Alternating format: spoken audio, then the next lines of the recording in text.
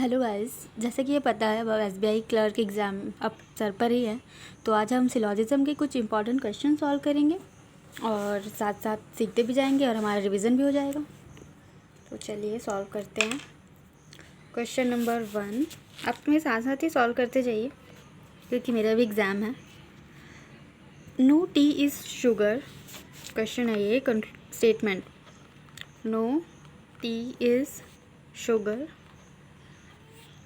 No milk is tea. ये आपका statement, no milk is tea. तो पहले इसे वेन डायग्राम बनाते हैं। नो टी इज़ शुगर, ये रहा टी और ये रहा आपका sugar. No tea is sugar, दोनों में कोई रिलेशन नहीं है। No milk is tea, no milk is tea. ठीक है, ये तो रहा आपका स्टेटमेंट। और कंक्लूजन कहता है नो शुगर इज़ मिल्क। मैं कंक्लूजन यहाँ लिख देती हूँ। No sugar is milk. Second conclusion है all milk is sugar, all milk is sugar. तो चलिए अब हम सॉल्व करते हैं। नो शुगर इज़ मिल्क, ये शुगर है और ये मिल्क है। शुगर और मिल्क में क्रॉस रिलेशन कोई डायरेक्ट नज़र आ रहा है क्या आपको? शुगर और मिल्क में, शुगर और टी में दिख रहा है, मिल्क एंड टी में दिख रहा है, but no sugar is milk मतलब शुगर के पूरे सर्कल का मिल्क के पूरे सर्कल से क्रॉस रिलेशन बोल रहा है, बट ऐसा तो कुछ है नहीं। तो ये आपका कंक्लूजन रॉन्ग हो जाएगा।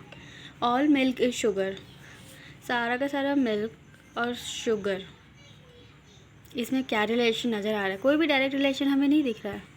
तो ऑल मिल्क इज़ शुगर ऐसा कहना भी गलत होगा, तो ये भी रॉन्ग है। बट देखना अब हमें ये है कि एलिमेंट हमारे सेम है, राइट? एलिमेंट हमारे सेम हैं और साथ में नो का भी यूज़ हुआ है। तो क्या ये सही होगा? इधर और होगा या नीदर नॉर होगा? तो अब देखते हैं कैसे कर रहे हैं। Sugar milk, milk sugar, no है इसमें और ऑल है। अगर हमें इधर और लगाना होता ना तो सम का होना ज़रूरी है। इधर और में सम, या तो इधर सम होता या यहाँ सम होता तो हम इधर और लगाते, बट यहाँ हम इधर और कॉन्सेप्ट नहीं लगाएंगे, हम डायरेक्ट लिखेंगे दोनों रॉन्ग हैं। तो neither one nor two follows, neither वाला में हम ऑप्शन में टिक लगे करेंगे। Neither one nor two follows. Okay, I hope आपको समझ आया होगा। एलिमेंट सेम है बट सम नहीं है, इसलिए हम इधर और नहीं लगाएंगे। Question number 2। क्वेश्चन नंबर 2 में मैं लिखूँगी नहीं, डायरेक्ट वेन डायग्राम बनाऊँगी। मैं बस बोलते जा रही हूँ statement. Some bowls are plate, some bowls are plate, ये बाउल है और plate. Some bowls are plates, correct. No plate is glass, no plate is glass, plate और ग्लास में कोई रिलेशन नहीं है। और अब मैं कंक्लूजन बोल रही हूँ। Some glass are not bowl, some glass are not bowl, glass और बाउल, ग्लास में तो सम ही नहीं है। तो पहला जो आपका कंक्लूजन कह रहा है some glass are not bowl, wrong हो जाएगा। दूसरा कंक्लूजन बोल रहा है और glass being bowl is a possibility, सारे के सारे जो ग्लास है बाउल हो सकते हैं, इसकी पॉसिबिलिटी है, ऑफकोर्स पॉसिबिलिटी है। तो सेकंड नहीं हो जाएगा। तो आपका कैसे आप ऑप्शन में टिक लगाएंगे? Only conclusion two follows. I hope आपको समझ आया हो। मैं कुछ भी लिख नहीं रही हूँ, सिर्फ मैं क्वेश्चन सॉल्व कर रही हूँ क्योंकि ये रिवीजन चल रहा है, आपका भी और मेरा भी। Solution number 3।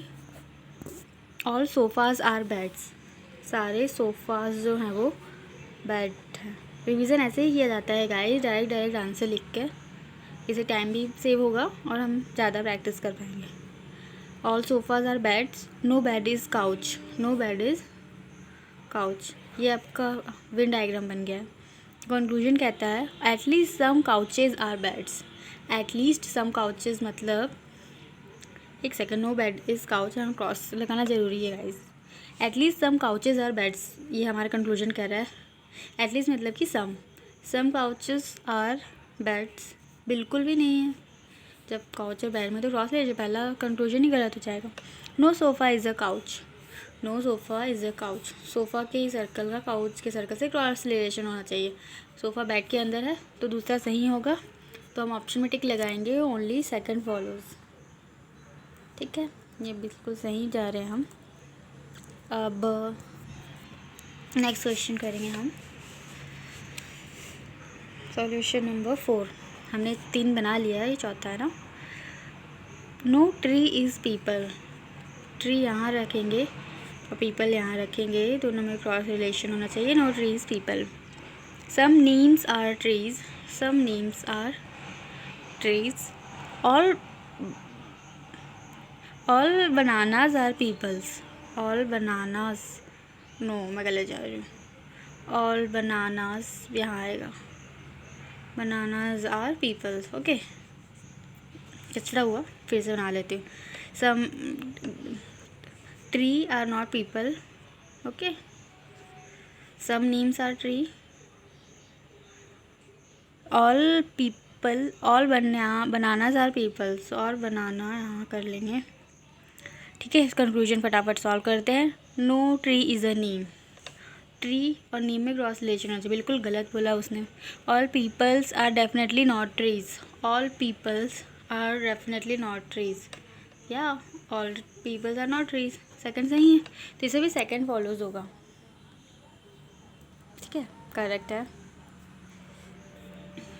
Question number 5। Question number 5 बोल रहा है ऑल फ्लावर्स आर प्लांट्स। ये फ्लावर है, ये है प्लांट। ठीक है, all flowers are plants. No plant is a stem.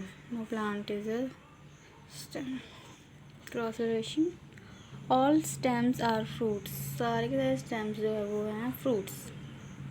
आप एग्ज़ाम में ऐसे ही रफ कचरा ही बनाइएगा, क्योंकि आपका रफ से थोड़ी ना चेक होगा। ठीक है, conclusion. All flowers being fruits is a possibility. All flowers being fruit is a possibility. बिल्कुल, फ्लावर फ्रूट्स हम बना सकते हैं, right. All stems being flower is a possibility. All stems being flower is a possibility, बिल्कुल भी possibility नहीं है। Stem का प्लांट से रिलेशन नहीं है तो फ्लावर में कैसे जाएगा। All stem being flower is possibility, wrong हो जाएगा, ओनली वन फॉलोज होगा। ओके, ठीक है, 5 क्वेश्चन हमने सॉल्व कर लिए। अब नेक्स्ट चैप्टर हम करेंगे इनइक्वालिटी का नेक्स्ट क्लास में। Thank you.